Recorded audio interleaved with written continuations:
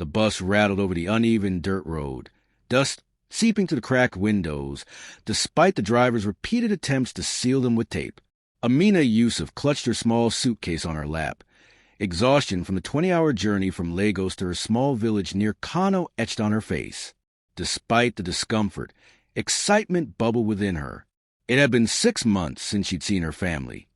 6 months of grueling medical studies at the university. 6 months of making her family proud as the first person from their village to attend university on a full scholarship. As the bus approached her village, Amina noticed something different. The usual vibrant farmlands that stretched toward the horizon were now barren, mud-caked expanses. Evidence of recent flooding was everywhere. Collapsed mud houses, uprooted trees, and fields of ruined crops. Her heart began to race. "What happened here?" she asked the woman beside her. "The worst floods in 30 years, the woman replied grimly. The dam upstream released water without warning. Many farms were destroyed, including your father's, I believe." Amina's grip on her suitcase tightened. Her father's farm was their family's only source of income besides a small stipend from her scholarship that she faithfully sent home each month. With mounting dread, she gazed out the window as the bus approached her stop. The moment her feet touched the ground, Amina ran. Her hijab fluttered behind her as she navigated the familiar paths, now transformed by mud and debris. Their home, a modest mud brick structure with a corrugated metal roof, came into view, standing but clearly damaged by the floods. The small garden her mother had tenderly maintained was gone, swept away by the waters. "Baba, Mama," she called as she burst through the door. The scene inside froze her in place. Her father, Musa Yusuf, once strong despite his 60 years, lay on a thin mattress on the floor, his breathing labored and face ashen. Her mother knelt beside him, pressing a cool cloth to his forehead. Her 3 younger siblings, Ibrahim, 16, Fatima, 14, and little Yusuf, 10, huddled in the corner, their faces gaunt with hunger and worry. "Amina," her mother whispered, eyes filling with tears of both relief and despair. "Allah has answered one prayer by bringing you home safely." Dropping her suitcase, Amina rushed to her father's side. Her medical training immediately kicked in as she checked his pulse, rapid and irregular, and noted the swelling in his ankles and the blue tinge to his lips. "How long has he been like this?" she asked, shifting seamlessly into the role of medical student rather than daughter to keep panic at bay. 3 days, her mother replied. "It started after he tried to salvage what he could from the farm. The chest pains became so severe he collapsed." Amina recognized the symptoms immediately. Her father was suffering from heart failure, likely exacerbated by the stress and physical exertion of dealing with the flood's aftermath. He needed proper medical care immediately. "We must get him to a hospital," she declared, rising to her feet. Her mother's expression crumpled. "With what money, my daughter? The flood took everything. We've been surviving on the kindness of neighbors, but they too have suffered losses." "My savings," Amina began. "We used the last of your money for medicine," Ibrahim interjected, his young voice cracking with shame. "It didn't help much. The doctor in the village says Baba needs treatment in Kano, maybe even surgery. We couldn't even afford the transportation to take him there." Fatima approached, holding out a stack of papers. "These are the medical reports and bills. The doctor said without proper treatment, Baba might." She couldn't finish the sentence. Amina scanned the documents, her medical knowledge confirming her fears. Her father needed valve replacement surgery, an expensive procedure available only at the teaching hospital in Kano. The estimated cost made her head spin. It was more money than her family would see in 5 years. For the next 3 days, Amina exhausted every possibility. She approached the village elders, former classmates whose families were better off, even her university contacts by phone. Some offered small amounts, but nowhere near enough. Others could only offer prayers. The bank laughed at her loan application. A medical student with no collateral and a family farm destroyed by floods was the definition of a bad risk. On the 4th morning, as she boiled the last handful of rice for her siblings, they had been taking turns eating one proper meal every other day, Amina made a desperate decision. "I'm going to see Uncle Nasir," she told her mother. Her mother's face paled. Your father's half-brother? They haven't spoken in years. He's the only family with connections in Kano. He might know someone who could help. Uncle Nasir lived on the outskirts of the village in a house that had somehow escaped the worst of the flooding. Unlike most villagers, he wore gold rings and a perpetual expression of smug superiority. His business dealings were rumored to skirt the edges of legality, but he had connections with wealthy people in Kano and beyond. Amina! He greeted her with surprise when she appeared at his door. The university star returns. What brings you to my humble home? Swallowing her pride, Amina explained her father's condition and their desperate need for money. Uncle Nasir listened, occasionally stroking his beard, his eyes calculating. Your father chose his path when he refused my business proposals years ago, he said finally. He called my dealings dishonorable.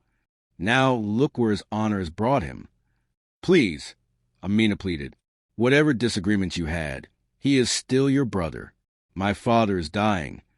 Uncle Nasir considered her for a long moment. There might be a way, he said finally. Not through me directly, but I know someone who could help. Alhaji Ibrahim Katsina. The name hung in the air between them. Everyone in the region knew of Alhaji Katsina, a business magnate whose wealth was rumored to rival that of small nations. His companies controlled everything from construction to imports, and his political connections reached the highest levels of government. What would Alhaji Katsina want with our family's problems? Amina asked suspiciously. Uncle Nasir's smile didn't reach his eyes. The Alhaji is seeking a new wife, his fourth. He specifically wants an educated young woman from a respectable family, someone who could be an asset at business functions, who understands modern ways while respecting tradition. His gaze slid meaningfully to Amina, someone exactly like you. The implication hit Amina like a physical blow. You want to marry him? He's older than my father. He's 55, wealthy and influential.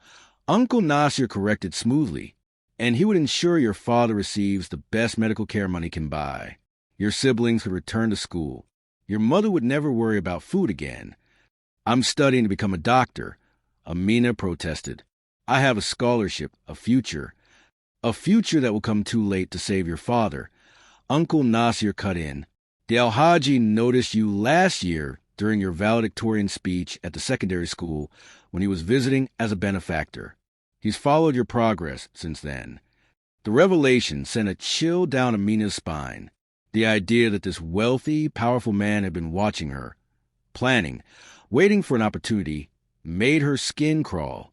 This is the 21st century, she said firmly. Women don't need to sell themselves into marriage. Call what you want, Uncle Nasir shrugged. But consider this.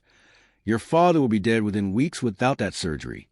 Your siblings will likely be separated, sent to work for wealthier families. Your mother will be destitute. Your scholarship won't cover those problems. He paused, letting the reality sink in. I'll give you until tomorrow to decide. The Alhaji won't wait longer than that. Amina left her uncle's house, mind reeling. Each step back to her family's home felt leaden as the impossible choice weighed on her.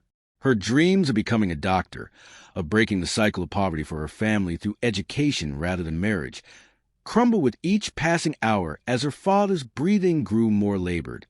That night, as her siblings finally slept after another meager meal, Amina sat beside her father.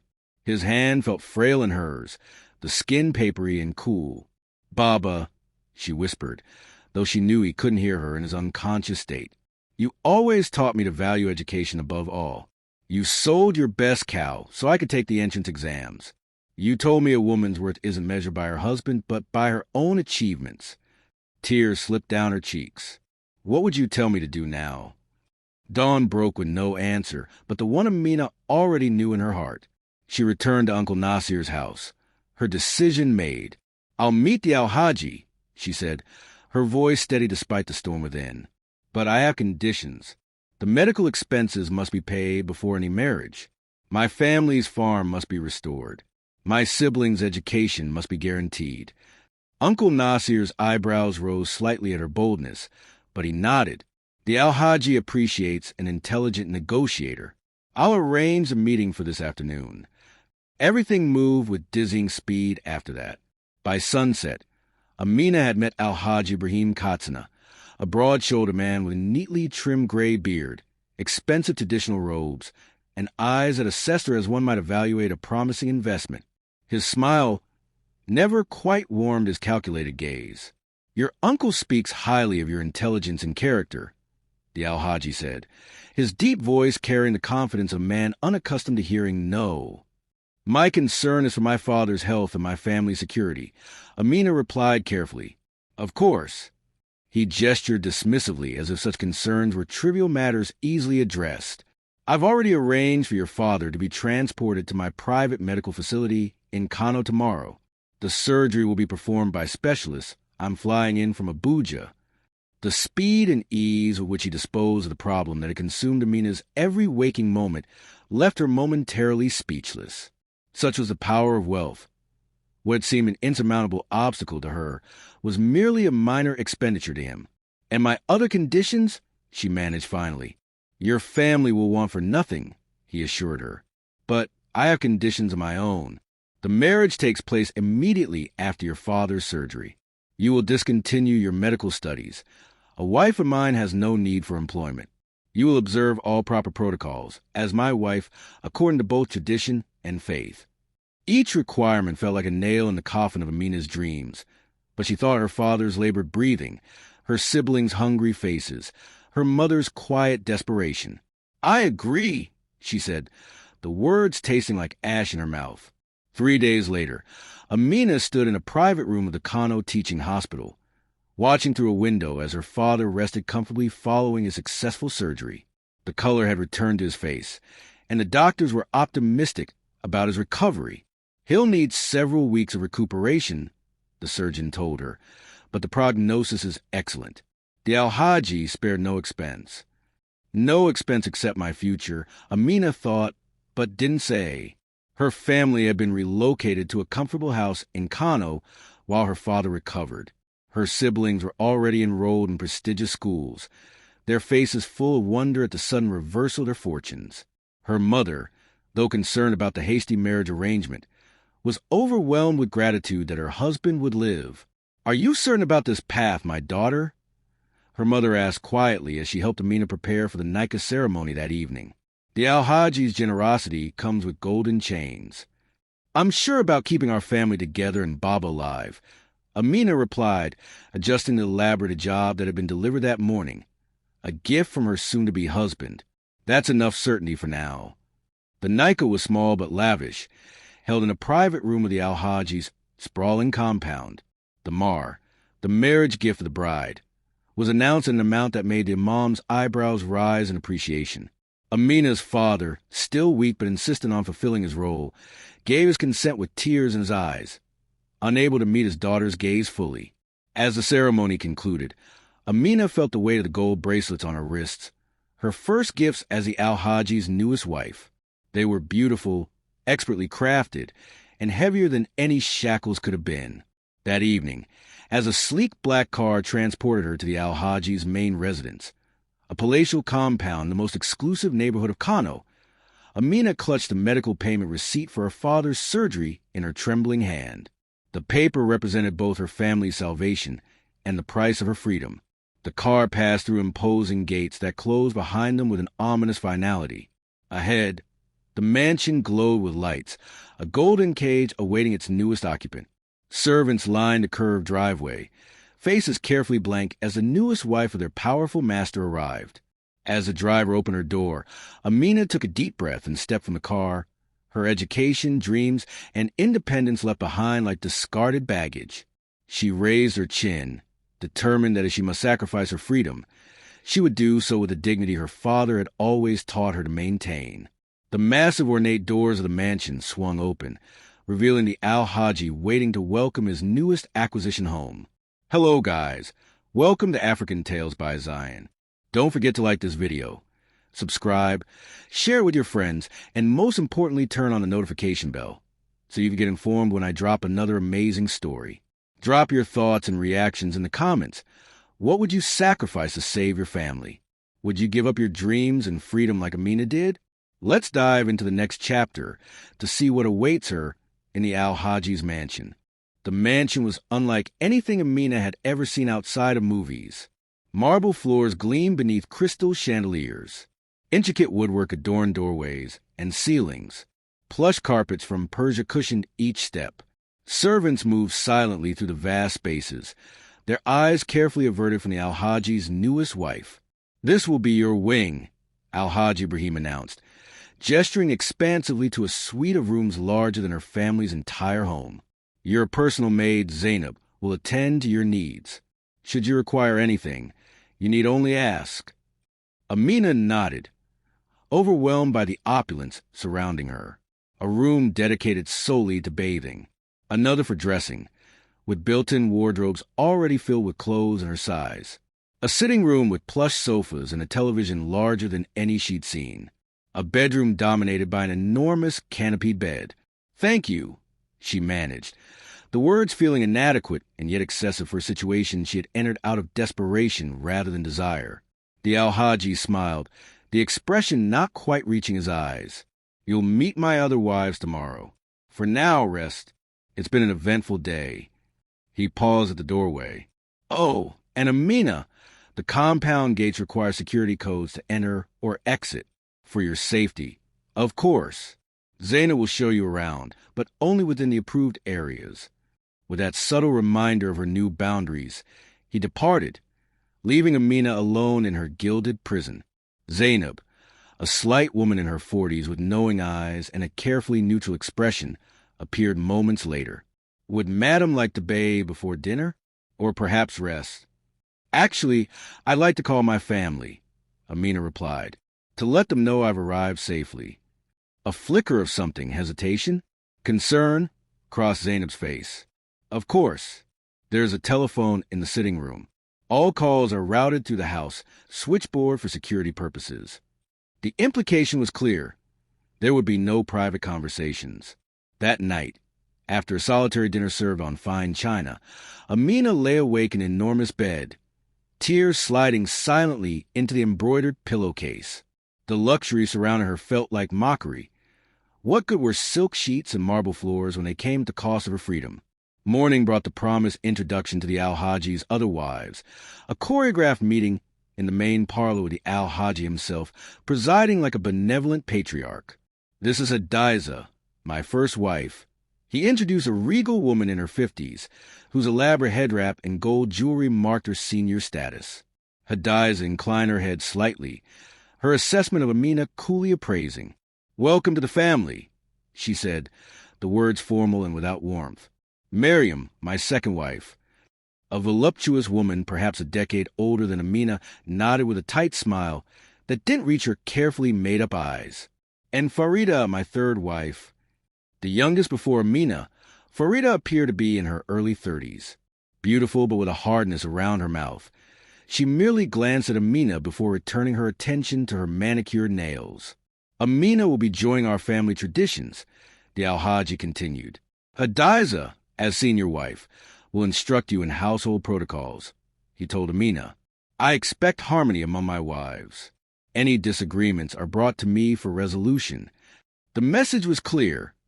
Competition was expected, but open conflict would not be tolerated. The hierarchy was established, with Amina at the bottom. As the days passed, Amina learned the rhythms and rules of her new life.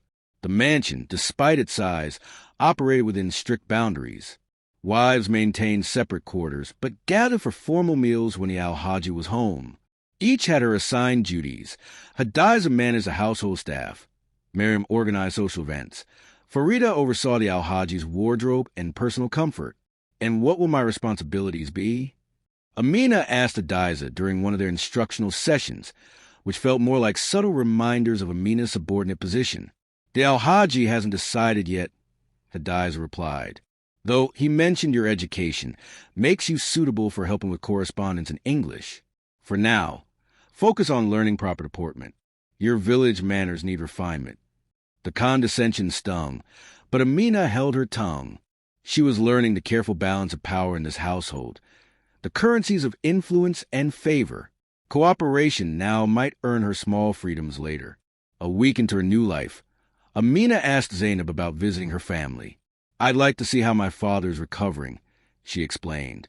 Zainab's expression grew troubled. "You should speak to the Alhaji about such requests." That evening, dressed in the fine clothes provided for her, Amina approached her husband during the brief period he allowed for private audiences with each wife. "My father's surgery was successful, but I'd like to visit him during his recovery," she said, keeping her voice respectful but firm.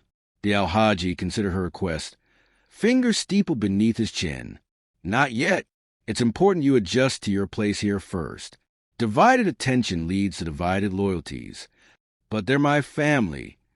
"I am your family now," he interrupted, his tone hardening slightly. "Your primary loyalty is to me. As your husband, your family is being well cared for. Focus on your duties here." Realizing argument would be counterproductive, Amina nodded acquiescence. But as she returned to her quarters, a cold realization settled in her stomach. The Alhaji had no intention of allowing her regular contact with her family. They were leverage, a means of ensuring her compliance. That night, she attempted to call them anyway, only to discover the telephone in her quarters had been disconnected. When she questioned Zainab, the maid avoided her eyes. "Sometimes the lines require maintenance," she said, the excuse paper thin. "Perhaps tomorrow." Tomorrow brought the same result, as did the day after. When Amina tried to use a house phone in another section of the mansion, a security guard appeared within minutes, politely but firmly escorting her back to her quarters.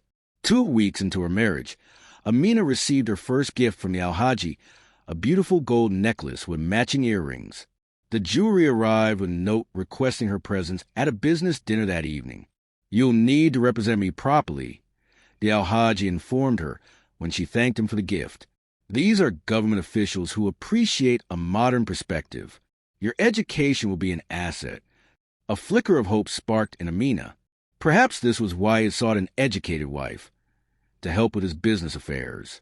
If she could prove valuable in this capacity, it might give her leverage to negotiate more freedom. The dinner was held in the mansion's formal dining room, with Amina as the only wife present. She dressed carefully in the elegant clothes provided, applied subtle makeup, and wore the new jewelry. When she entered the room, the Alhaji's approving nod confirmed she had struck the right balance between modesty and sophistication. Throughout the meal, Amina listened attentively to the conversation about infrastructure contracts and government appropriations. When asked about her background, she spoke eloquently about her medical studies and her interest in improving healthcare access in northern Nigeria. "A noble ambition," one official commented, seeming genuinely impressed. "Indeed," the Alhaji agreed, his hand coming to rest possessively on Amina's arm. "Though, of course, such ambitions are channeled differently now that she has more important responsibilities as my wife." The casual dismissal of her life's goals sent a surge of anger through Amina, but she maintained her composed expression. Later that night, when they were alone, she gathered her courage. "I believe I could still complete my medical training," she suggested carefully. "Many married women continue their education. It would bring honor to your name to have a doctor as a wife." The Alhaji's expression darkened. "I didn't bring you into my home to continue your former life. Amina, I have doctors on retainer when needed. A wife of mine has no need for employment or outside education. But my studies are important to me." "What should be important to you," he cut in, his voice dangerously soft, "is fulfilling your duties as my wife. Your education was a quality that made you suitable for my household. The purpose has been served." The finality in his tone made it clear. Her education was now considered a completed chapter, valuable only as a credential that made her a more prestigious acquisition. As weeks passed, Amina's isolation deepened. Her attempts to connect with the other wives were met with polite distance from Adiza, open resentment from Miriam, and bored indifference from Farida. They viewed her as competition for the Alhaji's favor and financial generosity, not as a potential ally. Her only regular human connection came from Zainab, who maintained professional distance, but occasionally revealed small kindnesses, an extra dessert smuggled from the kitchen, a magazine hidden among the laundry, brief but honest answers when they were certain no one was listening. Has he always kept his wives so contained? Amina asked one evening as Zainab helped her prepare for bed. Zainab's hand stilled momentarily as she folded a scarf. "The Alhaji prizes what belongs to him," she said carefully. "Some men show love through freedom, others through protection. The Alhaji believes a husband should shield his wives from the hardships of the outside world." "Shield or imprison?" Amina murmured. Zainab pretended not to hear, but the slight tightening of her mouth spoke volumes. One morning, a month into her marriage, Amina discovered her birth control pills, brought secretly from her university dormitory, missing from their hiding place in her toiletry bag. When confronted, Zainab lowered her eyes. "The Alhaji expects children from this union," she said softly. "Medications are only permitted with his approval and the household doctor's supervision." The invasion of privacy, the control extending even to her body, pushed Amina to a breaking point. That afternoon, when she knew most of the household would be occupied with preparations for evening prayers, she slipped away from her quarters and made her way toward a side gate she had observed during her limited excursions in the garden. Heart pounding, she punched in security code she had memorized after watching a gardener enter it days earlier. The keypad beeped, the light turned green, and then a firm hand grasped her arm. "Mrs. Amina," the head of security said, his tone respectful but his grip unyielding. "This area is restricted for your safety. Please allow me to escort you back to the main house." That night, the Alhaji visited her quarters, his expression grave. "I'm told there was a misunderstanding about property boundaries today," he said, studying her face. Amina lifted her chin. "I wanted fresh air, a walk beyond the compound walls. The city is dangerous, especially for a woman of your position. You represent me now. Your safety is paramount." His tone was reasonable, concerned even, but his eyes had hardened. "If you need exercise, use the indoor pool or the garden pavilion. And if I wish to visit my family, when the time is right, they will be invited here." He stepped closer, his presence suddenly intimidating despite his controlled demeanor. "Amina, I have been patient with your adjustment. I provided everything you could want, but my patience has limits." The threat, though unstated, hung in the air between them. "Do you understand?" he asked, voice soft but eyes hard. Amina thought of her father, recovering but still vulnerable, her siblings, newly enrolled in prestigious schools, her mother, living in comfort for the first time in her life. All of it depended on the man standing before her, a man who could withdraw his support as easily as he had provided it. "I understand," she said finally, the words tasting bitter. His expression relaxed into a smile that didn't reach his eyes. "Good. Now I brought you something." From his pocket, he withdrew a small box. Inside gleamed a beautiful diamond bracelet that must have cost more than her entire village earned in a year. "A reminder of my generosity," he said, clasping it around her wrist, "and of my expectations." The diamonds caught the light, sparkling brilliantly. Yet to Amina, they felt as cold and hard as the bars of a prison cell. After the Alhaji left, Amina stood at her window, staring out the high walls surrounding the compound.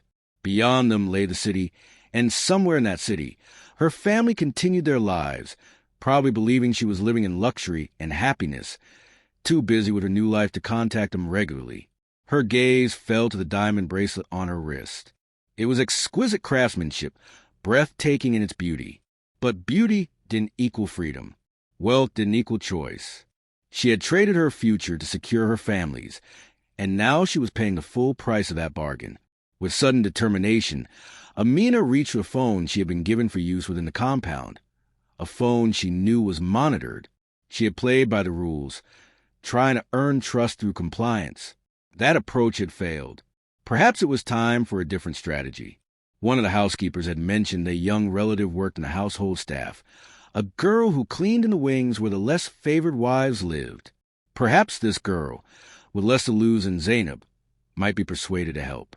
The next day, Amina carefully observed the cleaning schedules, noting when a young girl, Aisha, she learned, was assigned to the sitting room adjacent to her quarters. When the moment seemed right, she approached the girl, who couldn't be more than 17. "Aisha," she said softly, "I need a small favor, a private one." The girl's eyes widened with alarm. Madam, I can't. I just need to borrow a phone to call my family. Amina explained quickly. Just for 5 minutes. My father is recovering from heart surgery, and I haven't been able to check on him. Aisha glanced nervously toward the door. The phones are monitored, and we're not supposed to bring personal phones into the main house. Please, Amina pressed. Just 5 minutes. No one would know. The conflict played across the girl's young face, sympathy warring with fear. Finally, she reached into a hidden pocket in her uniform. Tomorrow, she whispered, when I clean the blue sitting room, I'll bring my cousin's phone. But if anyone finds out, they won't, Amina promised. Thank you, Aisha. Hope, fragile but persistent, bloomed in her chest for the first time in weeks. Tomorrow, she would hear her family's voices. Tomorrow, she would find out the truth about their situation. Tomorrow, she would begin finding a way to reclaim some measure of control over her life. The next day, Amina waited anxiously for Aisha's arrival. When the girl finally appeared, she furtively passed a small, older model phone to Amina. 30 minutes only, she whispered. Then I must return it before anyone notices. Hands trembling slightly, Amina retreated to her bedroom and dialed her mother's number. The phone rang once, twice, 3 times before her mother's voice, so achingly familiar, answered. Hello? Who is this? Mama, it's me, Amina whispered, tears springing to her eyes at the sound of her mother's voice. Amina? Is it really you? We've been so worried. Your husband told us you were adjusting to your new life. Too busy to call, but it's been weeks with no word directly from you. The confirmation of her suspicions sent anger coursing through Amina. He's been keeping me isolated, Mama. The phones are monitored. I'm not allowed to leave the compound. How is Baba? The children? Your father's recovering well, alhamdulillah. The children love their new schools. We've been moved to a beautiful house near the hospital. Her mother's voice lowered. But Amina, are you safe? Are you being harmed? Not physically, Amina assured her. Just controlled. I'm in a golden cage, Mama. Everything I could want except freedom. Their conversation continued in hushed tones, Amina drinking in news of her family, while explaining her situation as quickly as possible. As she was asking about possibilities for visiting them, the bedroom door suddenly swung open. The Alhaji stood in the doorway, his face a mask of cold fury. Behind him, Aisha was being firmly held by a security guard, tears streaming down her terrified face. Mama, I have to go, Amina said quickly into the phone. Tell everyone I love them. Tell Baba. The Alhaji crossed the room in 3 strides and snatched the phone from her hand, ending the call with a decisive press of his finger. I've been extremely patient with you, Amina, he said, his voice dangerously quiet. I provided everything money can buy. I've ensured your family's comfort and security. And this is how you repay my generosity? With deception? With breaking the rules of my household. They're my family, Amina replied, refusing to cower despite the fear coursing through her. I have a right to speak with them. You have the rights I choose to give you as my wife, he corrected, his control slipping to reveal the steel beneath the veneer of benevolent patriarch. And you've just demonstrated why my restrictions were necessary. You cannot be trusted with even the smallest freedoms. He turned to the security guard. Take the girl to the staff quarters. Her employment is terminated. Ensure she understands the consequences of speaking about this household to outsiders. Aisha sobbed as she was led away, her young face contorted with fear for her future. Another casualty of Amina's desperate bid for connection. The Alhaji turned back to Amina, studying her with cold calculation. You will remain in your quarters until you understand your place in this household. No visitors, no entertainment. Meals will be brought to you. Perhaps solitude will help you appreciate what you risk losing with this behavior. As he turned to leave, Amina found her voice. My father's recovery, my siblings' education, my mother's comfort. You're using them to control me, aren't you? They're not beneficiaries of your generosity. They're hostages to ensure my compliance. The Alhaji paused at the door, a small, cold smile playing at his lips. What an imagination you have. My dear wife, your family is well cared for because I am a man of my word. Whether they continue to enjoy my protection, however, depends entirely on you." His gaze hardened. "Consider that carefully during your confinement." The door closed behind him with quiet finality. The subtle click of the lock, engaging from the outside, more terrifying than any slam could have been. Alone in her luxurious prison, Amina sank onto the edge of the bed, the diamond bracelet catching the light as her hands trembled. The beautiful jewelry, the expensive clothes, the marble floors and crystal chandeliers, all of it was just gilding on the bars of her cage, a cage that had just become significantly smaller. As night fell over the mansion, Amina stood at her window, watching security guards patrol the perimeter of the compound. Beyond the walls lay freedom, her family, her dreams of becoming a doctor. Within them, a life of golden shackles and constant surveillance.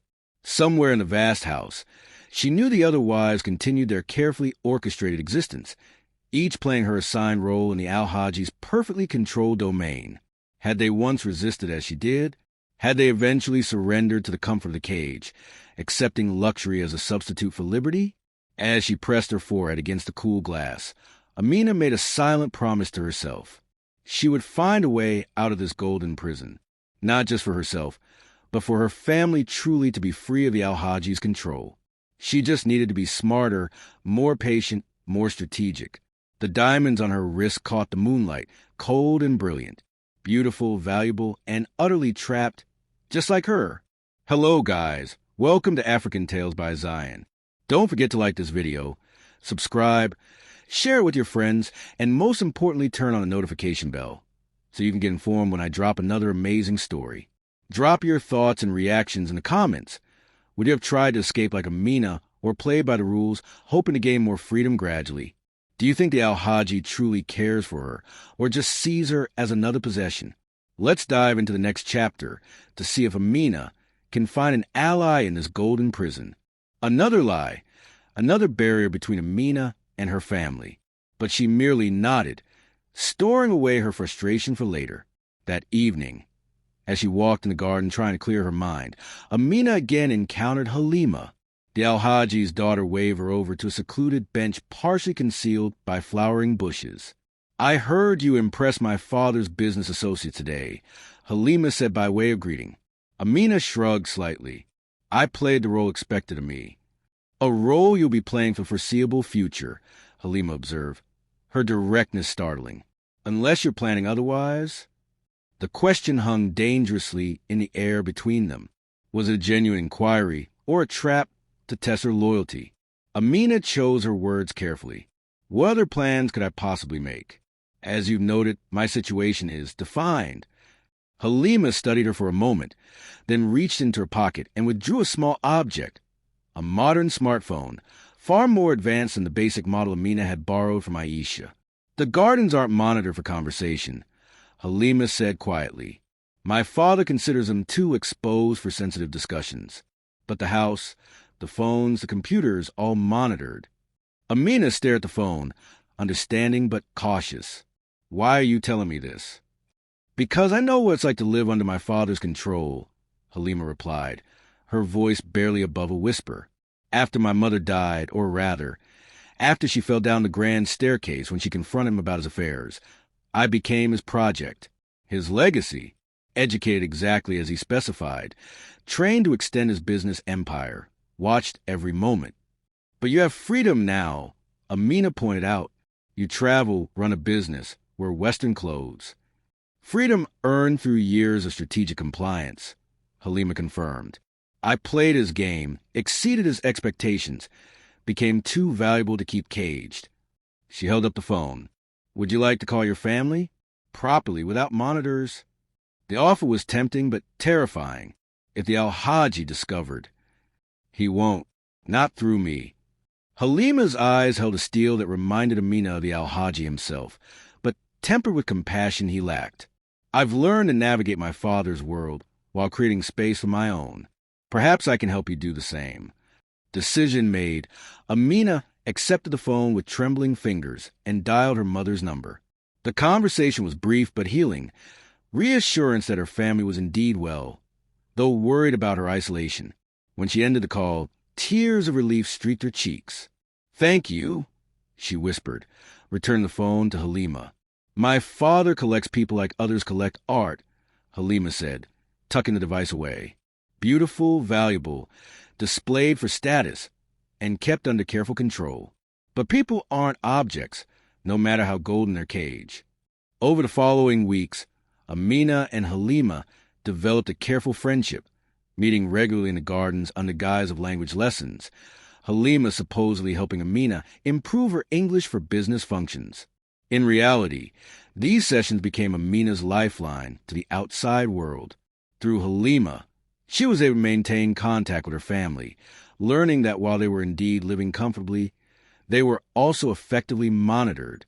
The generous house, provided by the Alhaji, was within a gated community owned by one of his companies. Her siblings' prestigious schools were funded by his educational foundation, which kept detailed records of their attendance and performance. Her father's medical care came from doctors on the Alhaji's payroll. "He's created a smaller version of my prison for them," Amina realized aloud during one garden meeting. "Comfortable but controlled." "It's how he operates," Halima confirmed. "Everyone in his orbit becomes part of his collection, positioned exactly where he wants them. But why? Why go to such lengths to control people?" Halima considered the question. "My father grew up with nothing. His mother abandoned him. His father died when he was young. He lived on the streets, fought for everything he has. Now he ensures nothing can be taken from him. Not property, not people, not loyalty." The insight helped Amina understand the Alhaji, though it didn't excuse his methods. "Understanding doesn't change my situation," she pointed out. "No, but might help you navigate more effectively," Halima replied. "My father respects intelligence and strategy. Direct opposition he crushes, but subtle maneuvering sometimes succeeds." During these conversations, Amina also learned more about the Alhaji's business empire, the legitimate import-export companies that formed its public face, and the shadowy dealings that generated much of its wealth. Government contract obtained through bribes, land acquired through intimidation, competitors eliminated through manufactured scandals. How do you reconcile working for such an enterprise? Amina asked Halima one day. "I run the European division with absolute ethical standards," Halima replied, a hint of defensiveness in her tone. "Clean business, fair practices. It's part of my long-term strategy to eventually transform the entire company." She paused, then added more quietly, "and to gain enough independent power to be truly free of his control." The admission revealed the complexity of Halima's position. Complicit yet resistant, privileged yet constrained, her father's proudest achievement and most potent threat. 3 months into her marriage, Amina was permitted to visit her family for the first time, a carefully orchestrated afternoon tea at their new home, with the Alhaji's personal assistant present throughout to ensure appropriate topics were discussed. The reunion was bittersweet. Her father, fully recovered from surgery, embraced her with tears in his eyes. Her siblings, now in press uniforms from their prestigious schools, seemed caught between joy at seeing her and awareness of the underlying tensions. Her mother's searching gaze noted everything: Amina's expensive clothes, the diamond bracelet she was never permitted to remove, the way her eyes constantly checked for reactions from the Alhaji's assistant before speaking freely. "You look well, my daughter," her mother said carefully. "Your husband provides generously." "Yes," Amina replied, equally careful. "I want for nothing. Except freedom," her eyes telegraphed. "Except choice. Except the future I planned." Her mother's subtle nod confirmed the unspoken message was received. As they shared an elaborate tea prepared by the household staff, another luxury provided by the Alhaji, Amina's father proudly reported on her siblings' academic achievements, carefully avoiding any mention of Amina's abandoned medical studies. Her youngest brother showed her his science project. Her sister displayed artwork from her new school. On the surface, it was a happy family gathering. Beneath, currents of unspoken truths and carefully navigated boundaries. When it was time to leave, her mother embraced her tightly. "We pray for your happiness every day," she whispered, the words carrying layers of meaning. "And I for yours," Amina replied, fighting back tears. In the car returning to the compound, the Alhaji's assistant made a phone call. The visit went well. All protocols observed. Conversations remained appropriate. The report sickened Amina, but she maintained her composed expression, having learned that revealing her true feelings only resulted in further restrictions. That night, unable to sleep, Amina slipped from her bed and went to her sitting room, where she kept a journal, ostensibly a gratitude diary suggested by the Alhaji's personal religious advisor, but in reality a careful record of her observations, written in a medical shorthand she had learned during her studies that few would be able to decipher. As she wrote about the day's controlled family visit, a noise at her door startled her. Quickly closing the journal, she looked up to see Halima slipping into the room, her expression urgent. "We need to talk," Halima whispered. "Something's happened." Alarmed, Amina gestured to the small sitting area away from the door. "What is it?" "I've been reviewing some of my father's older business records for the expansion project," Halima explained, her voice low. "I found something concerning your village's flooding, the disaster that destroyed your family's farm and led to your father's health crisis." A cold feeling spread through Amina's stomach. "What about it?" "It wasn't an accident." Halima withdrew a folded document from her pocket. "This is a report from one of my father's construction companies, dated 2 weeks before the floods. They were contracted to redirect a water channel away from one of his development projects upstream from your village." Amina scanned the document with growing horror. The technical language was clear enough. A deliberate engineering decision that would divert floodwaters towards smaller communities downstream, including her family's village. "There's more," Halima continued, producing another paper. "This is from my father's personal secretary's files. A profile on you, begun nearly a year ago. Academic records, family information, photographs taken at university events." The implications crashed over Amina like a physical blow. "He was watching me before the floods, before my father's illness. She couldn't continue, the truth too monstrous to voice. "He created the crisis that forced you to accept his proposal." Halima finished grimly. "It's a pattern I've seen before. When my father wants something, he manufactures circumstances to make it inevitable." Amina's mind raced, piecing together the suspicious elements she'd noted but dismissed. How quickly her uncle had suggested the Alhaji as a solution. How conveniently the proposal had aligned with her family's desperate situation. How comprehensive the Alhaji's knowledge of her had seemed from their first meeting.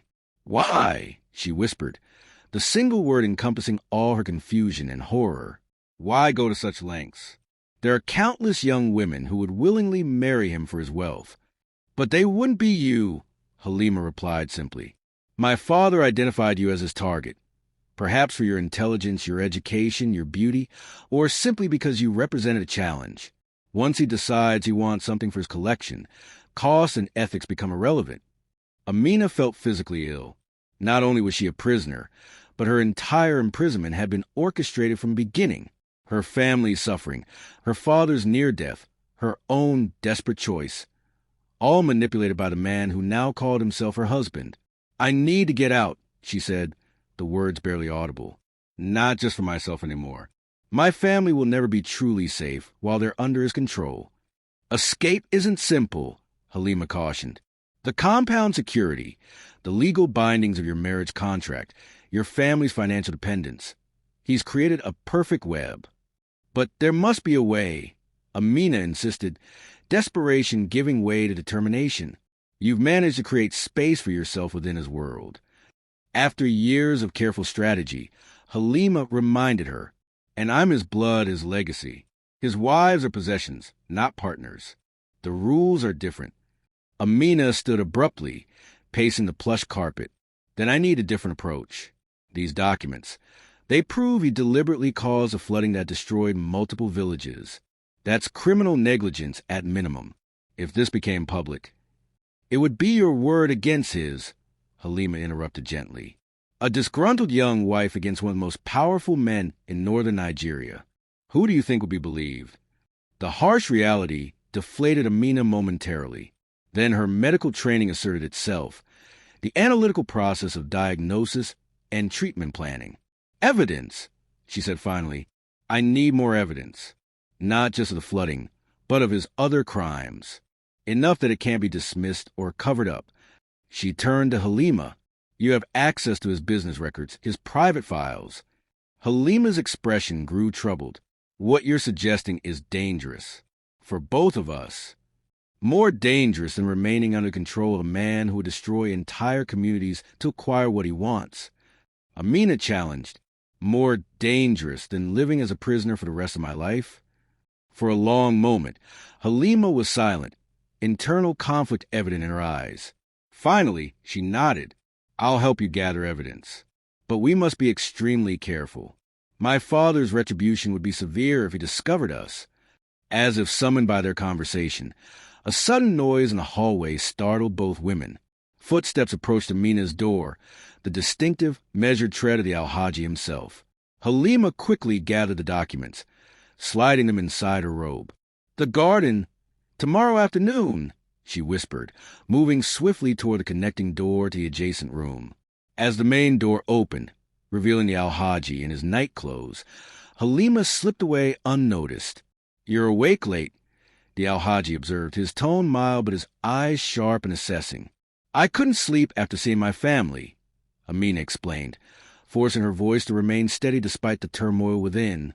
I was just writing in my gratitude journal, as Imam suggested. The Alhaji nodded approvingly, moving further into the room. I'm pleased you're following his guidance. A wife's contentment is important to a harmonious household. Looking at him now, knowing what she did about his deliberate orchestration of her family's suffering, Amina felt a surge of hatred so powerful it frightened her. This man had destroyed her family's livelihood, endangered her father's life, all to force her into this marriage. And he stood before her expecting gratitude. With supreme effort, she maintained her composed expression. The Imam's wisdom is helpful, she managed. The Alhaji studied her for a moment, then gestured the journal. May I? In the weeks following Halima's revelation, Amina underwent a transformation that was invisible to all but the most careful observer. Outwardly, she became the model wife, attentive at social functions, deferential to the Alhaji in public, diligent in learning household protocols from Adiza. The diamond bracelet remained on her wrist, a constant reminder of her gilded captivity. But inwardly, Amina was changed completely. Where once there had been despair and resignation, now burned a focused determination. Each smile, each obedient nod, each demure response was a calculated move in a dangerous game of strategy. She was no longer merely surviving her imprisonment. She was planning her liberation. You become quite the proper wife, Miriam observed one afternoon as they sat in the women's communal sitting room, the second wife's tone hovering between approval and suspicion. The Alhaji seems pleased with your adjustment. I've accepted my place, Amina replied carefully, her fingers working delicate embroidery on a scarf, another wifely skill she had dutifully learned. Fighting against destiny only brings pain. Hadiza nodded approvingly from her seat by the window. Wisdom comes with acceptance. You'll find contentment in fulfilling your role properly. Contentment in a cage, Amina thought but didn't say. Instead, she smiled and returned to her needlework, the picture of submission while her mind cataloged the day's observations and planned her next meeting with Halima. Their garden meetings had become a carefully orchestrated routine. Language lessons as the ostensible purpose, surveillance blind spots mapped and timed to the minute. Between these meetings, they communicated through a system of marked books exchanged through the household library, margin notes in pencil conveying vital information that was erased after reading. During official functions, Amina played her role flawlessly, gradually earning the Alhaji's trust while gathering information. Each business dinner, each social gathering with government officials or foreign investors provided fragments of knowledge about the Alhaji's operations. His casual references to business dealings in her presence, his phone conversations taken within earshot, all meticulously recorded in her journal using medical shorthand. You become quite the asset, the Alhaji told her one evening after a particularly successful dinner with government ministers. His hand rested possessively on her shoulder, heavy with both approval and ownership. Your intelligence and education serve our family well. I live to please you, Amina responded with downcast eyes. The phrase she learned would most gratify his ego while revealing nothing of her true thoughts. Slowly, carefully, her exemplary behavior earned her increased privileges: permission to use a house library unsupervised, occasional shopping excursions with Zainab, more frequent family visits, though always monitored. During one such visit, for months after her marriage, Amina managed a brief moment alone with her mother in the garden of their new home. "Are you truly well?" her mother whispered, eyes scanning for the Alhaji's assistant who had stepped away momentarily. "Your letters sound careful." "They are monitored," Amina confirmed quietly. "But know this, I am working on a solution. For all of us." "What solution?" Her mother's eyes widened with alarm. "Amina, be careful. The Alhaji is a powerful man, and power can be both built and broken." Amina replied as the assistant returned, seamlessly shifting their conversation to innocent topics about her youngest brother's schoolwork. The brief exchange sustained Amina through difficult days ahead. Her family's concern reminded her what she was fighting for, not just her freedom, but theirs as well, forever entwined with the Alhaji's web of control. Meanwhile, Halima had been methodically gathering evidence from her unique position of access to the Alhaji's business records. During one garden meeting, she slipped Amina a small memory card. "Financial records proving systematic bribery of government officials," she whispered. "Construction contract awarded in exchange for land seizures. Tax documents showing massive fraud. Evidence of environmental regulations violated deliberately to save costs." "Is it enough?" Amina asked, concealing the tiny card in the hem of her hijab. "Not yet. These are serious crimes. But my father's influence reaches deep into the government. We need something so egregious even his connections can't protect him." Halima's expression was grim. "And we need a secure way to deliver the evidence to someone who can act on it." That night, as Amina carefully transferred the files to her own hidden storage device, a gift from Halima disguised as a decorative brooch, she considered their precarious position. They were gathering evidence against one of the most powerful men in northern Nigeria, a man with connections in government, business, and religious institutions. If discovered, the consequences would be severe. Yet the alternative, remaining forever in this gilded prison, her family perpetually under the Alhaji's control, was unacceptable. 5 months into her marriage, an unexpected development accelerated their plans. The Alhaji announced at dinner that he would be traveling abroad for 2 weeks on business, a rare extended absence from the compound.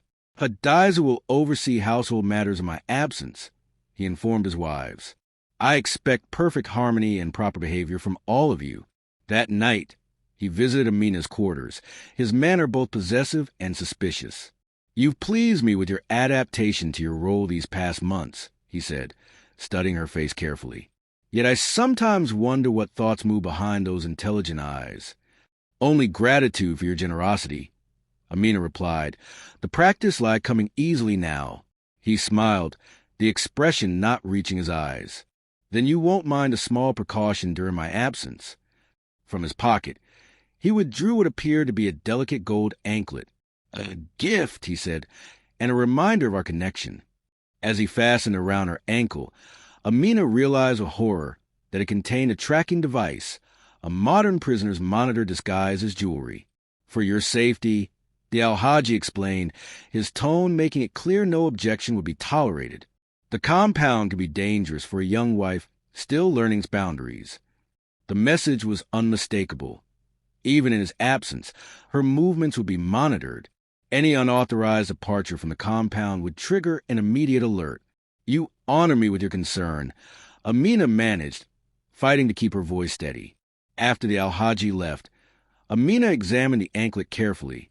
Unlike simple jewelry, it had no clasp or opening, a seamless band that would require tools to remove. The small, discreet tracker embedded in the design confirmed her suspicions. She was now being monitored electronically as well as by household staff. At their next garden meeting, she showed Halima.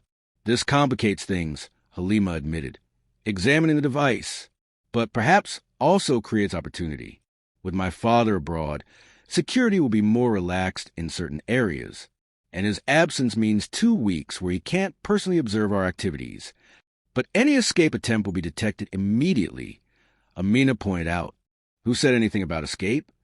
Halima's eyes held a calculating gleam that reminded Amina of the Alhaji himself. Perhaps it's time to change our strategy. Instead of you leaving the compound, we bring the evidence out. Amina finished, understanding dawning. But how? Who can we trust with something this dangerous? I have a contact, Halima said after a moment's hesitation. A journalist I've been communicating with carefully for months. He specializes in corporate corruption investigations and has international connections that offer some protection against local pressure. Can he be trusted? As much as anyone can be in this situation. He's built his reputation on exposing corruption regardless of consequences. Halima paused. But Amina, once this starts, there's no going back. My father's retribution would be severe if he discovered our involvement before the evidence becomes public. The warning hung in the air between them, the stakes clearly understood by both. I accepted the consequences the moment I learned what he did to my family. Amina said firmly, what he's still doing through his control. This isn't just about my freedom anymore. With the Alhaji's departure imminent, they refined their plan.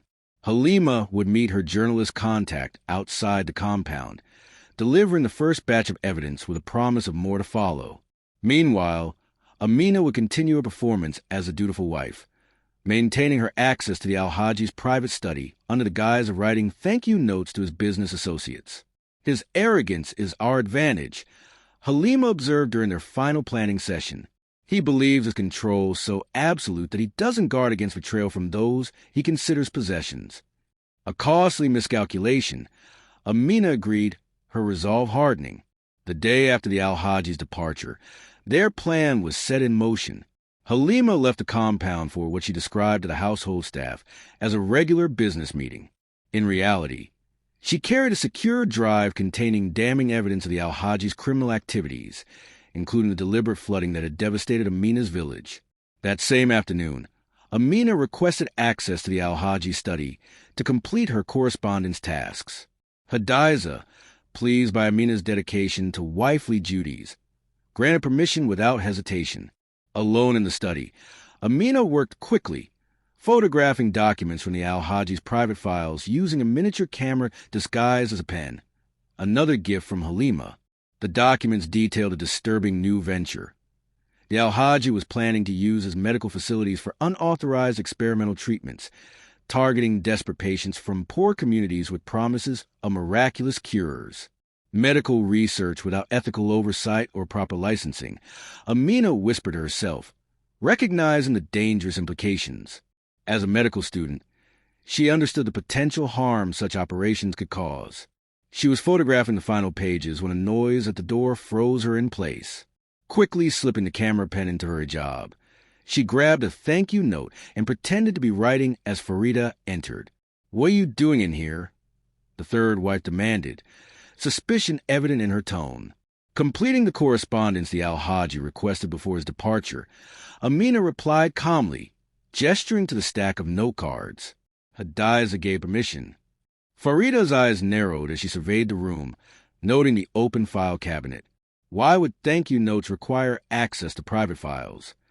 The Alhaji asked me to reference specific business details in the notes to Minister Abu Bakr and Chief Okafor. Amina explained, the lie coming smoothly. I was just returning the files. For a tense moment, Farida seemed unconvinced. Then, with a dismissive gesture, she turned to leave, finished quickly. This study is not for wives to linger in unsupervised. After Farida's departure, Amina completed her task with renewed urgency, aware that suspicion might be growing. She carefully returned all documents to their proper places, ensured the study appeared exactly as she had found it, then left with her stack of completed thank-you notes. Perfect evidence of her assigned task. That evening, Halima returned from her meeting looking tense, but determined. "It's done!" she whispered during a brief moment alone in the hallway. "He's reviewing the evidence now. If it's as compelling as we believe, publication could begin within days." The knowledge that their plan was in motion brought both relief and anxiety. Once the Alhaji's crimes became public, the consequences would be unpredictable. His power might protect him from immediate legal consequences, but his reputation would suffer. Most importantly, the exposure might create leverage for Amina to negotiate freedom for herself and security for her family that didn't depend on the Alhaji's continued goodwill. 3 days into the Alhaji's absence, the household rhythm continued as normal. Amina maintained her role as a dutiful wife, joining the other wives for meals, completing assigned tasks, and giving no indication of the momentous changes she had set in motion. Then came the message from Halima, delivered via their book exchange system. Evidence confirmed compelling. Publication tomorrow. Be prepared. That night, Amina lay awake, mind racing through contingencies.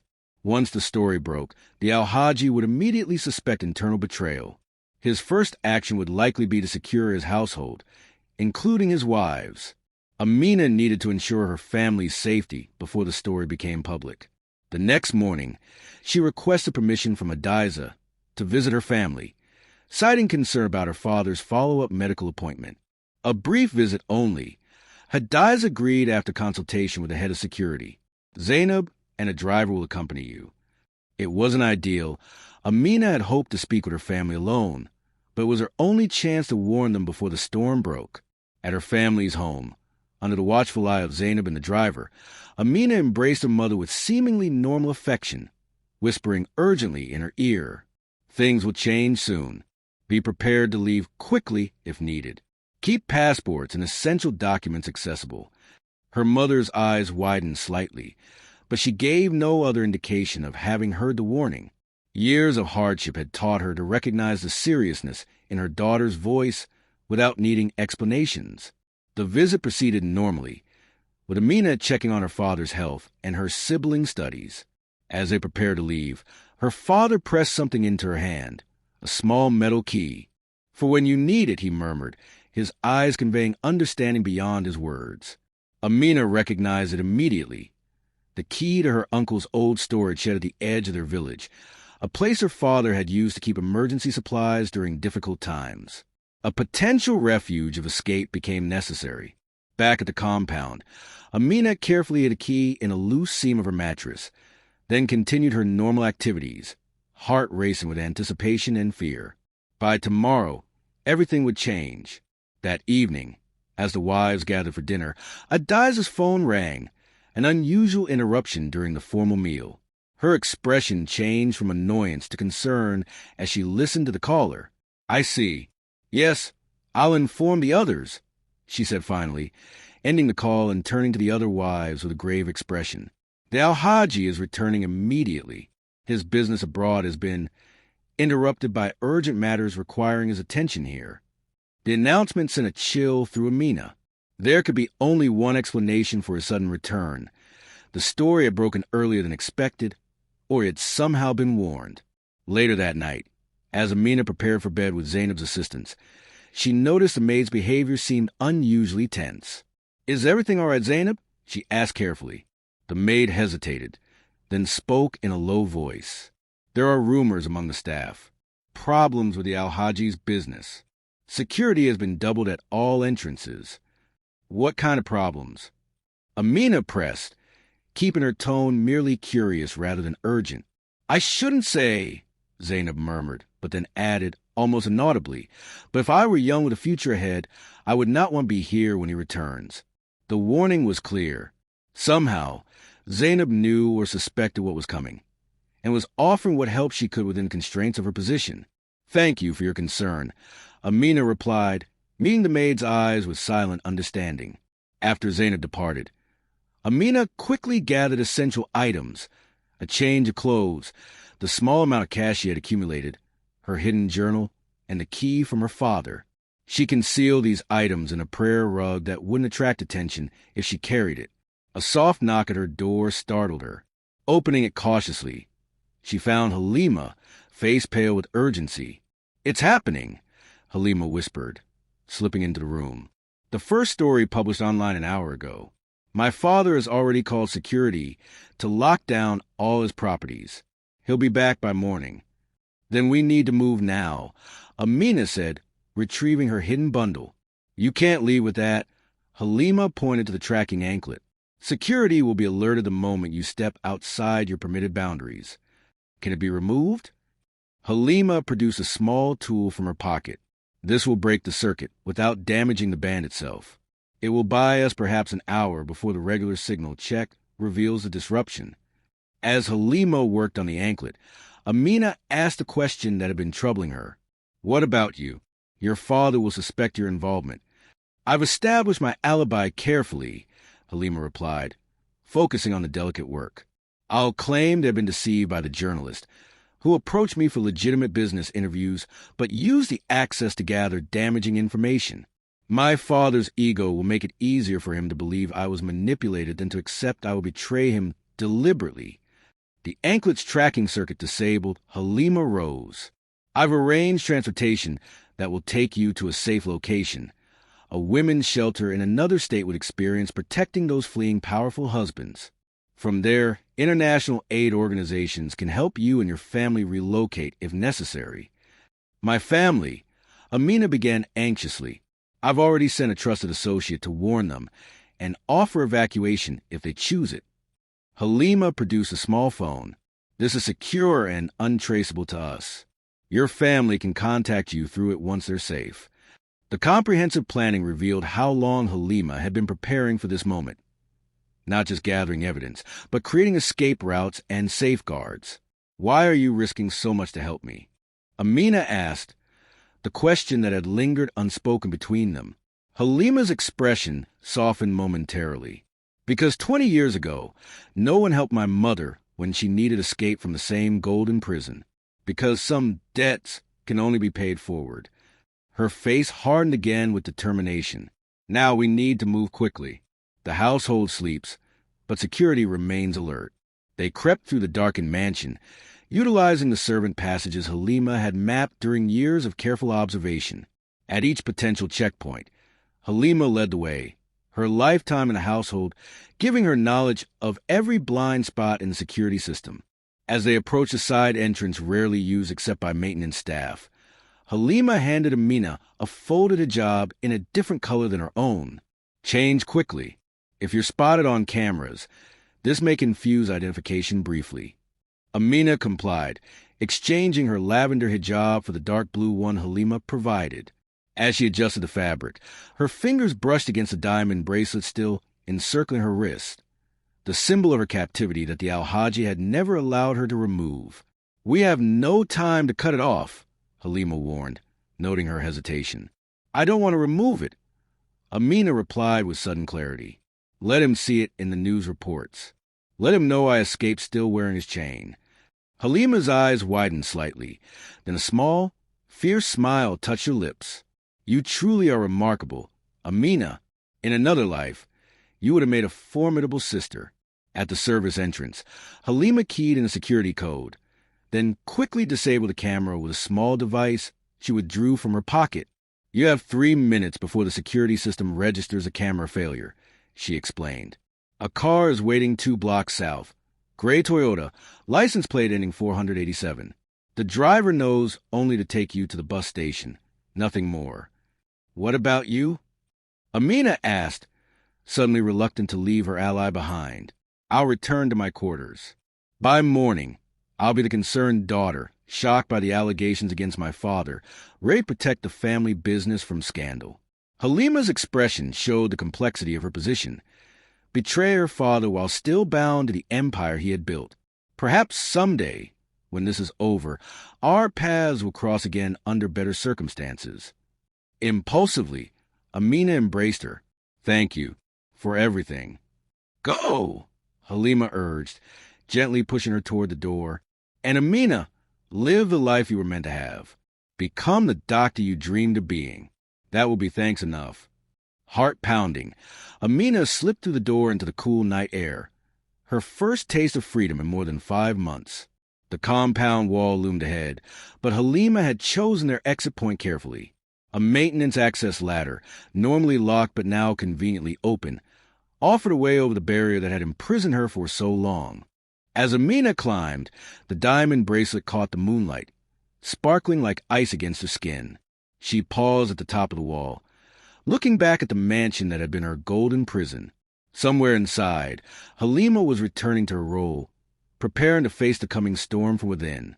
Then Amina descended the other side, feet touching the public street for the first time in months without supervision or tracking. Ahead lay uncertainty, danger, and the threat of the Alhaji's retribution, but also freedom, purpose, and the chance to reclaim her future. She spotted the gray Toyota, waiting exactly where Halima had described. As she approached, the driver, a young man who carefully avoided looking directly at her, opened the back door without a word. The bus station. Amina confirmed as she slid into the seat. "Yes, madam," he replied simply, pulling away from the curb. As the car moved to the quiet streets of Kano, Amina clutched the secure phone Halima had given her, praying her family was already being evacuated to safety. The Alhaji's rage when he discovered both the public revelations and her escape would be terrible. Anyone connected to her would be at risk until they were beyond his reach. The late-night streets passed in a blur as tension and adrenaline narrowed Amina's focus to the immediate present. Each intersection, each passing police car, representing potential discovery. The tracking anklet, though disabled, fell heavy around her ankle, a reminder that her escape was still precarious. At the bus station, dimly lit and sparsely populated at this late hour, the driver stopped at the entrance. "This is as far as I go," he said, still avoiding eye contact. Plausible deniability if questioned later.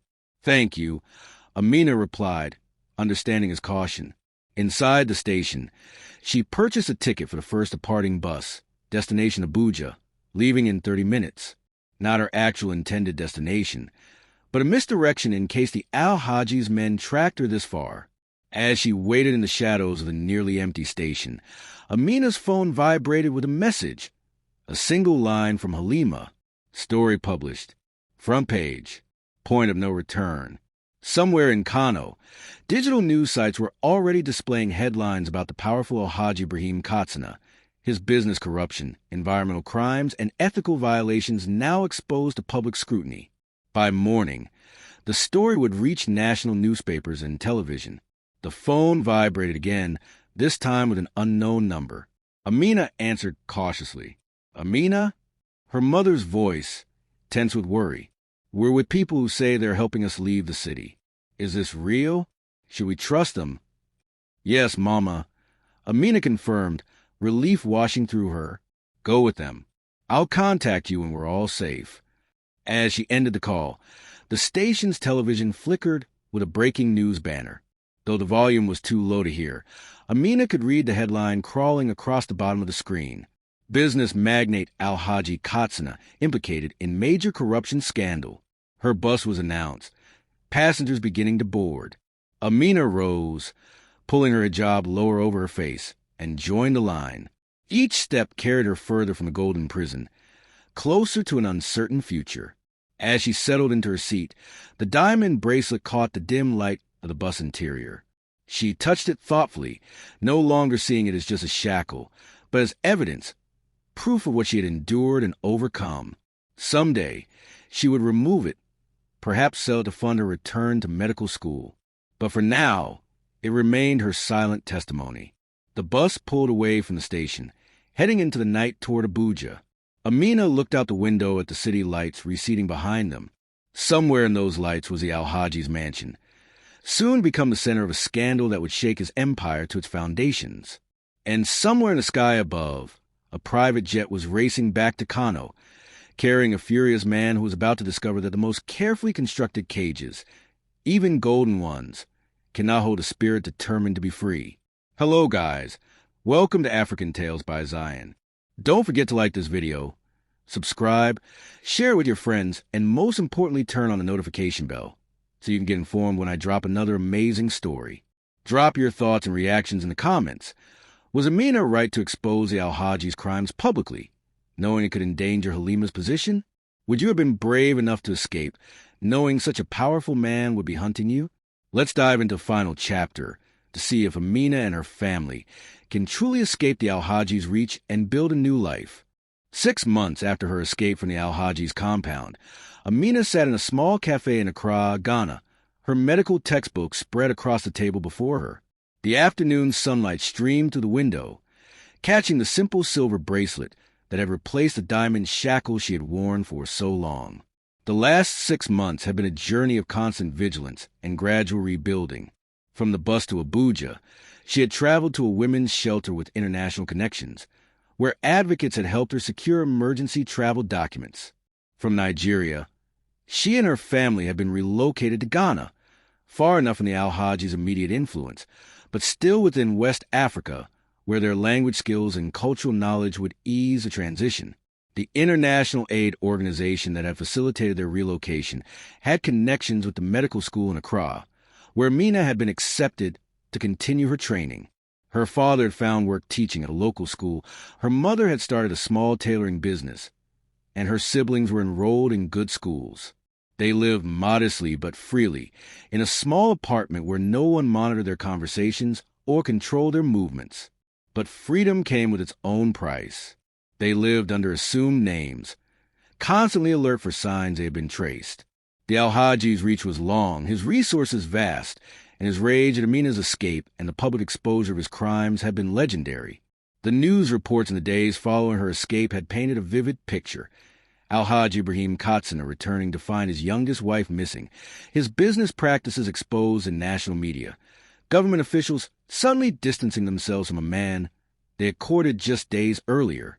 The coverage had been comprehensive, detailing the environmental crimes, the bribery, the corruption, and the deliberate engineering decisions that had flooded Amina's village. Some justice had been served. Government investigations had been launched, though skeptics noted the investigators had connections to the Alhaji that might compromise their findings. Several business permits had been suspended pending review. International partners had withdrawn from deals, unwilling to be associated with the scandal. But the Alhaji himself remained largely insulated by his wealth and connections. No criminal charges had yet been filed. His public statement had portrayed him as the victim of false accusations from disgruntled former associates and a young wife with mental instability who had fled medical treatment. The attempt to discredit her had been predictable, but still painful to read. More concerning were the reports from their contacts in Nigeria that the Alhaji had hired private investigators to track Amina and her family, offering substantial rewards for information leading to her location. A message notification on her phone drew Amina's attention from her studies. Opening it revealed a news link sent through the secure communication channel she maintained with Halima. The headline made her breath catch. Alhaji Katsina empire crumbling. Third international investor withdraws amid ongoing investigations. Amina scanned the article quickly. The scandal had not faded as the Alhaji had undoubtedly hoped. Instead, each investigation seemed to uncover new evidence of wrongdoing, leading to a slow but steady erosion of his business empire. The article noted that while the Alhaji himself remained free, several of his business managers had been arrested, and government officials who had accepted his bribes were facing increasing scrutiny. A second message followed the news link. He still searches for you. Be careful, but his power diminishes daily. H. Halima had maintained her position as a concerned daughter, publicly supported her father, while privately continuing to feed information to investigators through anonymous channels. Her double life was perhaps even more dangerous than Amina's outright escape, requiring constant vigilance to maintain a facade of loyalty while working to dismantle her father's corrupt empire from within. Their communication was necessarily limited and heavily encrypted, but Halima's updates provided crucial intelligence about the Alhaji's ongoing efforts to locate Amina. So far, those efforts had focused on major Nigerian cities and neighboring countries like Niger and Chad. The Alhaji had not yet thought to look in Ghana, particularly for a medical student attending classes under a different name. Amina typed a quick response. We remain safe. Thank you for the warning. Take care of yourself. Gathering her books, Amina left a few coins for her tea and headed back toward the university medical campus. The walk was pleasant, palm trees swaying in the ocean breeze, so different from the arid climate of Kano. She had begun to appreciate her new home, even as she missed aspects of Nigeria. At the university gates, she paused to check her phone again, a habit born of constant vigilance. A text from her mother confirmed she would be late returning home, busy with a tailoring commission that needed to be completed tonight. As Amina navigated the campus pathways toward the library, A voice called out behind her, "Fatima, you forgot your notes in the lecture hall." It took a moment for Amina to respond to her assumed name. Turning, she saw her classmate Kwame approaching with a notebook. "Thank you," she said, accepting it with a smile. "I was so distracted thinking about the anatomy exam." "You'll ace it as usual," Kwame assured her. "Some of us are studying in the East Library tonight, if you want to join." "I'll try to come after checking on my family," Amina promised. As Kwame walked away, Amina felt a familiar mixture of gratitude and disconnect that came with her new identity. Fatima Mensa had friends, excellent grades, and a promising future in medicine. But she was also a carefully constructed fiction, separated from Amina's true history and experiences. Only with her family could she fully be herself. Amina Yusuf, who had sacrificed her freedom to save her father's life, who had escaped a golden prison, who lived with the constant knowledge that a powerful man sought revenge against her. That evening, in their modest apartment in a quiet neighborhood of Accra, the Yusuf family gathered for dinner. Though the meal was simple compared to the luxury Amina had briefly known in the Alhaji's mansion, the freedom to eat together, to speak openly, to move about as they wished made it infinitely more satisfying. The school principal was impressed with Ibrahim's mathematics scores. Her father reported proudly, nodding toward Amina's 16-year-old brother. He's recommended him for an advanced program. "And Fatima's art was selected for school exhibition," her mother added, using her 14-year-old daughter's real name, one of the few remaining connections to their former lives they maintained in private. "What about you, Amina?" her father asked. "How are your studies progressing?" "Well, I think," she replied. "We're beginning clinical rotations next month. If all goes as planned, I'll complete my degree in 2 more years." 2 years until Dr. Amina Yusuf could emerge in protective fiction of Fatima Mensa. 2 years of continued vigilance, of looking over her shoulder, of wondering if today would be the day the Alhajis and investigators finally trace them to Ghana. After dinner, as Amina helped her mother with the dishes, her father called the family together in the small living room, his expression unusually serious. "I received a call today," he began, "from an old friend in the village. He says men have been asking questions again," showing Amina's photograph, offering money for information. A tense silence fell over the room. These periodic reports had become less frequent over the months, but never completely stopped. "Do they know we're in Ghana?" Amina's youngest brother asked, his voice small with fear. "No," her father assured him, "but they've expanded their search beyond the countries immediately bordering Nigeria. It may be just a matter of time." "We should move again," her mother suggested, the weariness in her voice revealing the toll of their constant vigilance. "Perhaps further away this time. Europe or America." Amina looked at her family. Her father, fully recovered from his heart surgery but aged by stress and displacement. Her mother, whose skilled hands had built a modest business from nothing in a foreign country. Her siblings, adapting to new schools, new friends, new identities. Another move would mean starting over again, rebuilding yet again. "No," she said firmly. "We can't keep running forever. There must be another way. The Alhaji's resources are vast," her father reminded her gently. "His memory is long, his pride deeply wounded by your escape and the exposure of his crimes. But his empire is crumbling," Amina countered, thinking of the news Halima had shared. "His influence diminishes daily. And we have built something here, education, work, community. I won't let him take that from us again." "What do you suggest?" her mother asked. Amina took a deep breath. "I've been considering this for some time. The Alhaji haunts us because I humiliated him by escaping, by exposing his crimes while still wearing his diamond bracelet, like a trophy. His pride demands retribution." She looked around at her family's concerned faces. "But what if I removed his reason for pursuing us?" "How would you do that?" Ibrahim asked, leaning forward. "By confronting him directly, not physically, but publicly. On my terms, not his." Her father's expression shifted to alarm. "Absolutely not. It's far too dangerous." "Hear me out," Amina urged. "I've been in contact with international human rights organizations through the women's shelter that helped us. They've been building a case about forced marriages and domestic imprisonment of wives by wealthy men. My story could be powerful testimony, especially now, when the Alhaji is already weakened by scandal. You want to go public with your identity? Her mother clarified, brow furrowed with concern. A calculated risk, Amina admitted, but one that might finally free us from hiding. The Alhaji thrives in secrecy, uses private investigators and bribes to hunt us from the shadows. Bringing everything into the light of international attention would make it much harder for him to reach us without consequences. Her father shook his head. The risk is too great. His pride would be wounded even further by such public testimony. But his options for retaliation would be limited, Amina argued.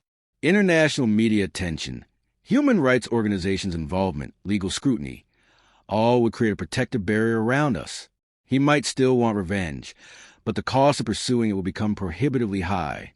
The family debated late into the night, weighing risks against potential benefits, fear against the exhaustion of perpetual hiding. No consensus was reached, but Amina sensed her parents beginning to consider her proposal not as reckless defiance, but as a strategic move in a long game they had been playing defensively until now. The next morning, Amina received another encrypted message from Halima. Urgent. Father has narrowed search to West African coastal nations. Ghana on list. New private investigators hired with instructions to check medical schools. Timeline weeks, not months. The warning confirmed what Amina had already suspected. Their time in Ghana was growing short. The Alhaji was getting closer. They could run again, establishing new identities in a new country, perpetually one step ahead of his investigators. Or they could change tactics entirely.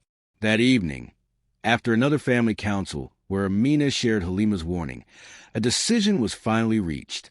They would contact the human rights organizations, but with conditions, guarantees of security, protective measures, and contingency plans if things went wrong. The weeks that followed were intense. Representatives from international organizations arrived in Accra, meeting with the family in secure locations to record Amina's testimony, gather evidence, and prepare legal documentation. Security experts assessed risks and implemented protective protocols. Throughout this process, Amina continued her medical studies, determined not to allow the Alhaji to derail her future a second time. But now she attended classes with private security discreetly positioned nearby, a precaution arranged by the organizations working with them. 3 months after making their decision, everything was in place.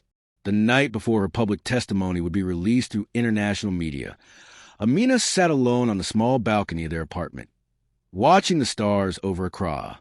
"Are you certain about this?" her father asked, joining her with 2 cups of tea. "No," Amina admitted, accepting the warm cup.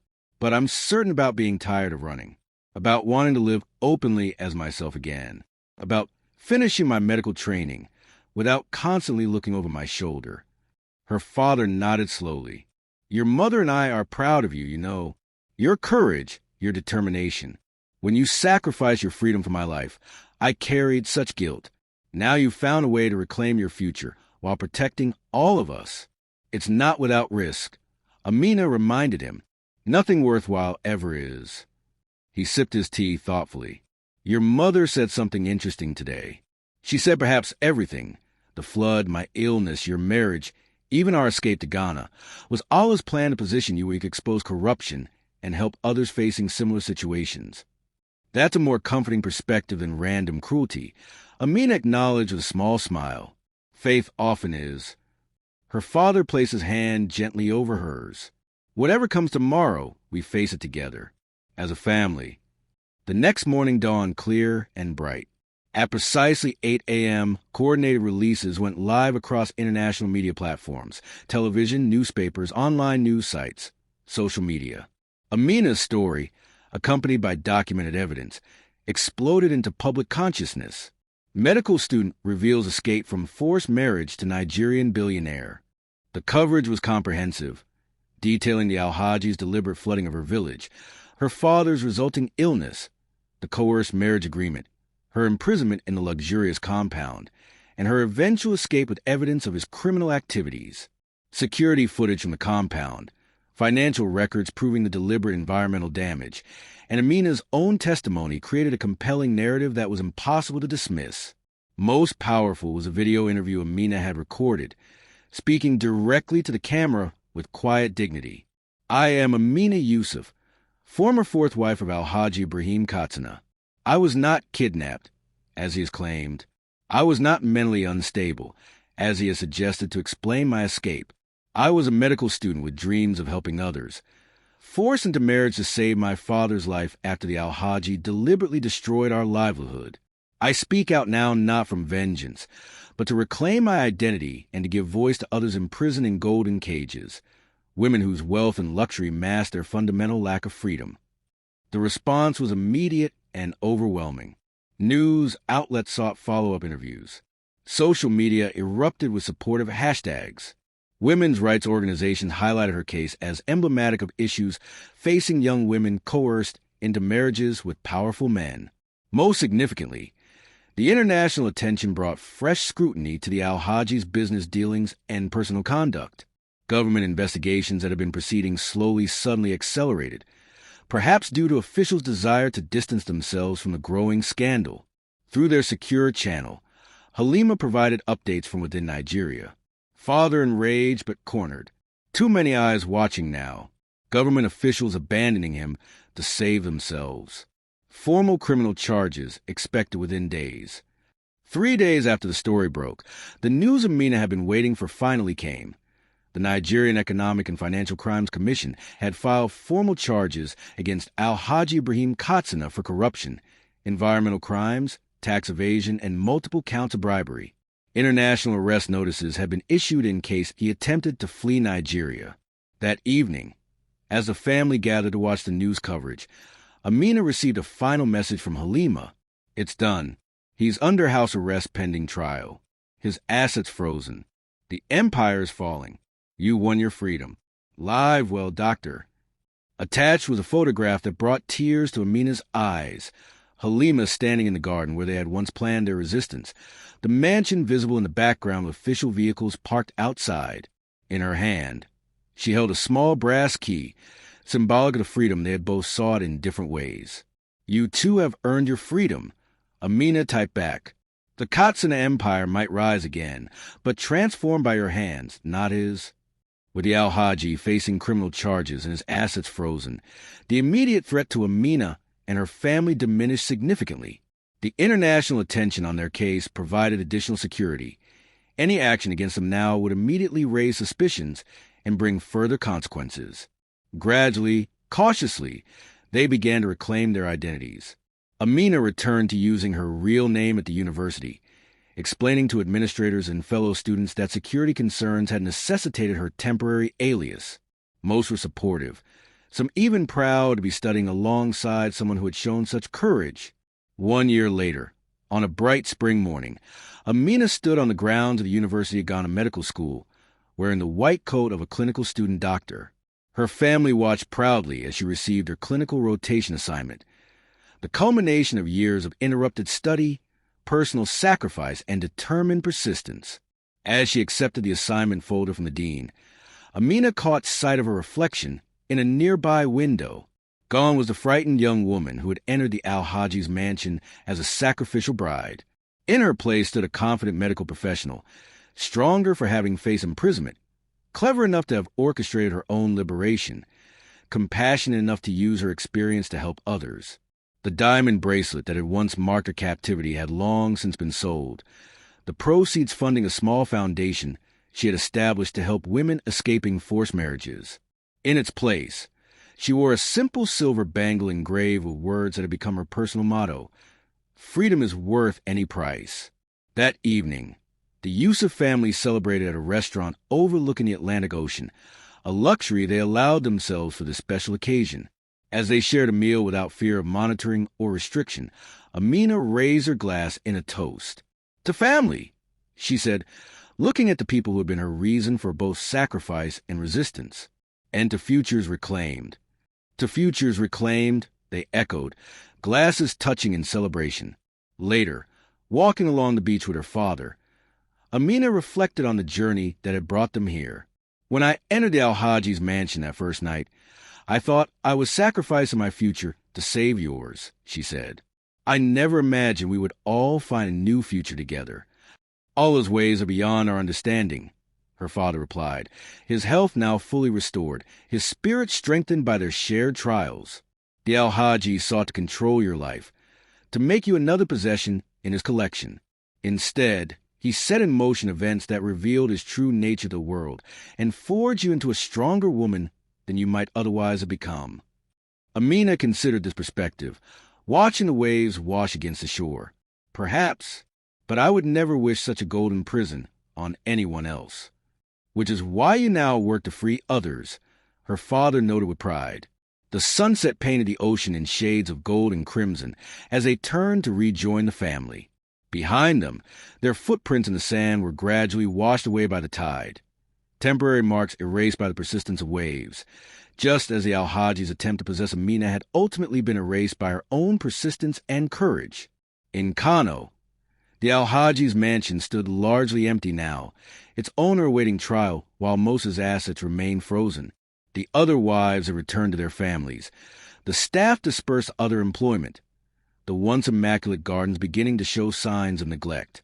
Only Halima remained, working with authorities to salvage legitimate business operations while dismantling corrupt ones. In time, she would rebuild something worthwhile from the ruins of her father's empire, a legacy of ethical business practices and genuine social contribution rather than exploitation and control. And in Accra, Amina Yusuf continued her medical studies, her family secure beside her, her future unfolding according to her own choices rather than another's dictates. The golden prison that had once confined her existed now only in memory, a chapter in her life that had tested her limits, but ultimately failed to define or contain her. She had entered a golden cage as a sacrifice for those she loved. She had emerged not just free, but transformed, stronger, wiser, and determined to use her hard-won freedom to make a difference in the world, one patient, one woman, one life at a time. Hello, guys. Welcome to African Tales by Zion. Don't forget to like this video, subscribe, share it with your friends, and most importantly, turn on the notification bell so you can get informed when I drop another amazing story. Drop your thoughts and reactions in the comments. Would you have had the courage to go public like Amina did? Do you think Halima made the right choice staying behind to transform her father's empire? This story shows us that sometimes our greatest challenges forge our strongest character. Share this video with someone who needs inspiration to break free from their own golden prisons, whatever form they might take. See you in the next powerful African tale.